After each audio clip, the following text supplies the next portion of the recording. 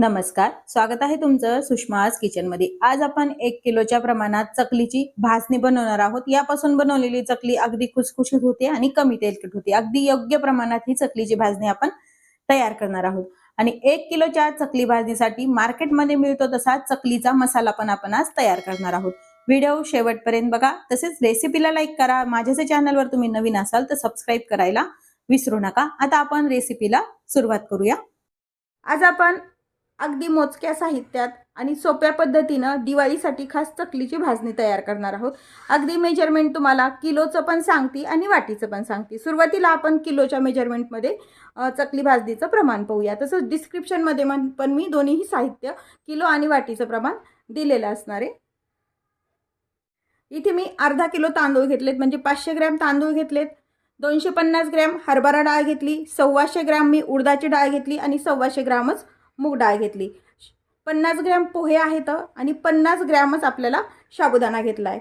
आणि हे जे धने आहेत, आपले जे चमचे असतात ना, हे छोटे टेबलस्पून, हे 4 चमचे धने आहेत आणि 2 चमचे जिरे घेतलेले आहेत। बस एवढंच सामान आपल्याला पाहिजे। हे झालं तुम्हाला वजनी प्रमाण। आता वजनी प्रमाणात धन्याचं मेजरमेंट आहे 50 ग्रॅम धने आणि 20 ग्रॅम जिरं। आता मी तुम्हाला वाटीचं प्रमाण सांगतेय। 2 वाट्या तांदूळ, एक अगदी भरूनच याच पद्धतीने मी हे तांदूळ घेतले। तशीच मी हरभरा डाळ घेतलेली आहे। 2 वाट्या तांदूळ तुम्ही जुने रेशनचे घ्या किंवा मग कोणतीही घ्या, पण जुने घ्या किंवा मग मोकळा भात होणारे घ्या। हे सुरती कोलम तांदूळ आहेत, मोकळा भात होतो याचा, म्हणून मी ते वापरलेले आहेत। 2 वाट्या तांदूळ आहेत, 1 वाटी हरभरा डाळ आहे, अर्धी वाटी उडदाची डाळ, अर्धी वाटी मूग डाळ, अर्ध्या वाटीपेक्षा थोडेसे वरती पोहे आहेत आणि अर्धी वाटी आपल्याला साबुदाणा घ्यायचा आहे। 4 टेबलस्पून धने आणि 2 टेबलस्पून आपण जिरं घेतलेले आहेत। ह्या ज्या डाळी तांदूळ आहे हे मी धुतलेले वगैरे नाहीत, पण एक स्वच्छ ओला कपडा घेऊन याला अगदी पुसून घेतले, कारण याला आपण पावडर वगैरे लावलेली असती। स्वच्छ निवडून चाळणीने चाळून घ्यायचे आणि सर्व साहित्य छान पुसून घ्यायचे, डाळी आणि तांदूळ। मोजून घेताना वाटी मात्र एकाच वाटीच्या मेजरमेंटनं घ्या सर्व। हे तांदूळ आता 2 वाट्या आपण भाजून घ्यायचे। साधारण जो छोटा कुकरचा डबा असतो ना, बरोबर अर्धा किलो यामध्ये तांदूळ बसले जातात। आणि जो मोठ्या कुकरचा डबा असतो तो 1 किलो तांदूळ बसतात त्यामध्ये। एकाच वाटीनं मोजलेलं हे सर्व साहित्य आहे। मी गॅस सुरू करून कढई आपली गरम झालेली आहे। यामध्ये आपण तांदूळ टाकून व्यवस्थित मीडियम हीटवरती आपल्याला भाजून घ्यायचे। फार हाय हीटवरती भाजायचं नाही आणि ओव्हरही भाजायची नाही, नाहीतर मग चकल्या पण काळ्या होतात आणि तुकडे पडतात त्याचे। आता हे तांदूळ आपण छान भाजून घेऊया। आपले छान भाजून झाले। थोडासा नेहमीपेक्षा पांढरसर कलर आला की तांदूळ व्यवस्थित आपले भाजले गेलेत। अगदी याचा कलर लालसर होईपर्यंत आपल्याला तांदूळ भाजायचे नाहीत। आता हे भाजलेले तांदूळ एका ताटामध्ये आपण काढून घ्यायचे। तर आपण हरभरा डाळ भाजून घ्यायची आहे। सर्व डाळी तुम्ही सेपरेटच भाजा किंवा मग मूग डाळ आणि उडीद डाळ एकत्र भाजली तरी चालते, पण हरभरा डाळ वेगळीच भाजा, कारण प्रत्येक डाळीला भाजण्यासाठी वेगवेगळा वेळ लागतो। हरभरा डाळ पण आपण छान कडक होईपर्यंत भाजून घ्यायची आहे। हरभरा डाळ पण आपली छान भाजून झाली आहे, काढून घेऊया। उडीद डाळ भाजून घ्यायची आहे। उडदाची डाळ पण आपली भाजून झाली आहे, काढून घेऊया। डाळ भाजून घ्यायची आहे। मूग डाळ पण भाजून झाली आहे। साबुदाणा भाजून घ्यायचा। खूप जण यामध्ये फुटाण्याचं डाळ पण टाकतात, पण मी शक्यतो नाही वापरलेलं। या पद्धतीनं केलेली जी भाजणी आहे मी बनवते ती। काही जण याच्यात फुटाण्याचं डाळ वगैरे पण वापरतात, पण मी शक्यतो वापरत नाही। या पद्धतीनं भाजणी केल्यानंतर अजिबात चकली ही तेलामध्ये विरघळत नाही आणि मेन म्हणजे तेल जास्त पित नाही। नाही तर काही वेळेस काय होतं, चकली अशी फोडली तरी तेलकट असं घशात लागतं खाताना। पण या पद्धतीने जर तुम्ही केली तर अजिबात तशी चकली बनत नाही। साबुदाणा एका दुसरा छान असा फुलेपर्यंत आपल्याला भाजून घ्यायचा आहे। आता हा छान साबुदाणा आपला भाजला गेलेला आहे, काढून घेऊया। पोहे भाजून घ्यायचे। यामध्ये मी जाड पोहे वापरले, तुम्ही पातळ पोहे वापरले तरी चालतात। थोडेसे कुरकुरीत होईपर्यंत आपल्याला पोहे भाजून घ्यायचे।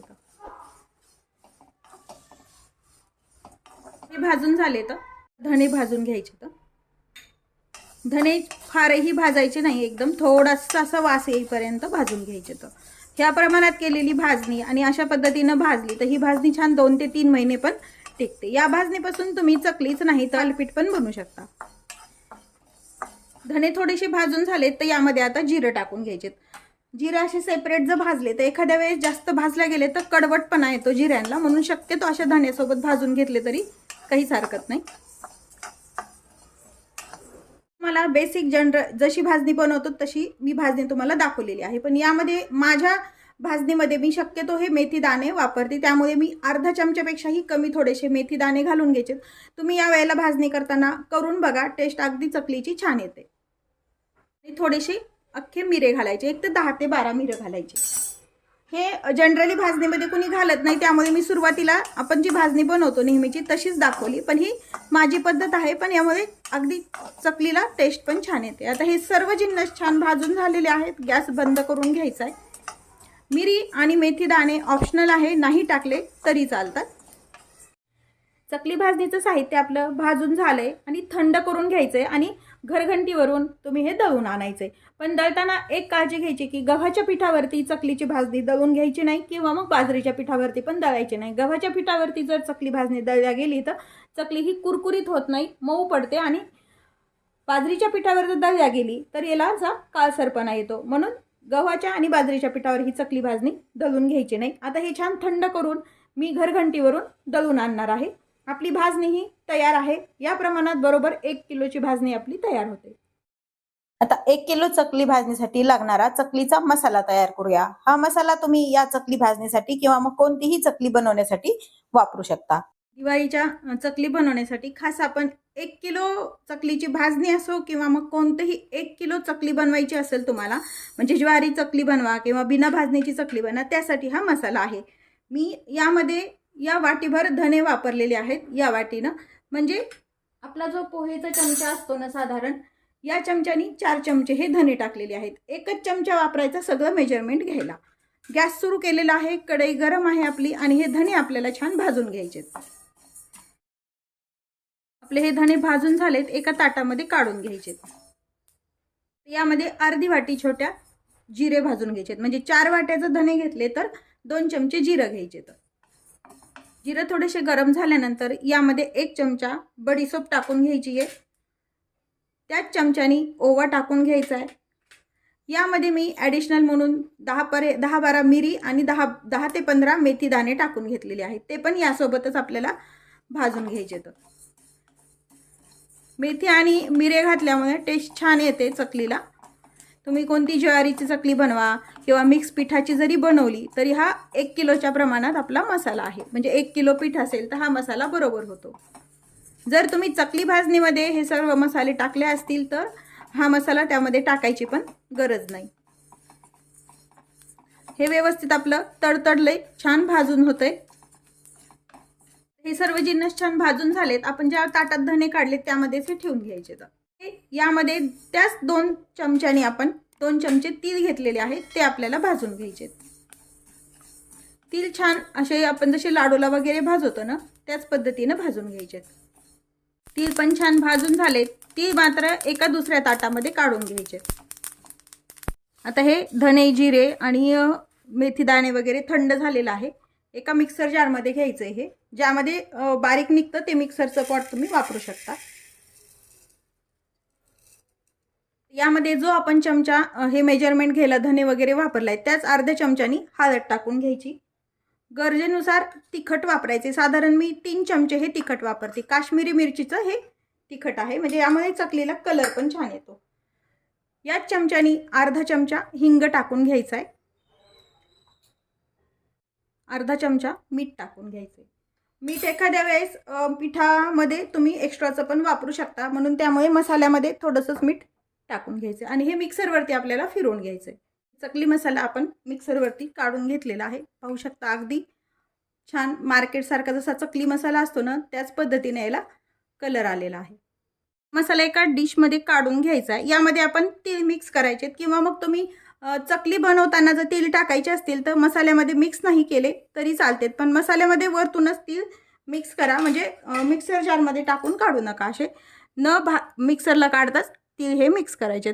मार्केटच्या मसाल्यामध्ये पण असे पावडर न करताच तीळ मिक्स असतात, म्हणजे हे चकलीमध्ये छान दिसतात वरती.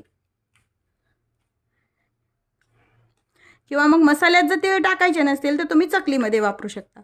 आता हा चकली मसाला आपला तयार आहे. हा मसाला व्यवस्थित थंड झाल्यानंतर मिक्सरमधून काढल्यावरती थोडासा गरम होतो. थंड झाल्यानंतर एका एअरटाईट कंटेनरमध्ये जर ठेवला तर छान वर्षभर टिकतो.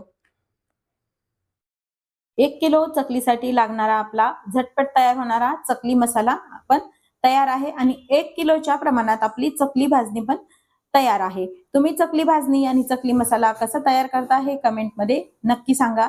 सर्वांना दिवाळीच्या खूप खूप शुभेच्छा. तुम्ही जर माझ्या चॅनलवर नवीन असाल तर चॅनलला सबस्क्राईब करा, तसेच रेसिपीला लाईक करायला विसरू नका.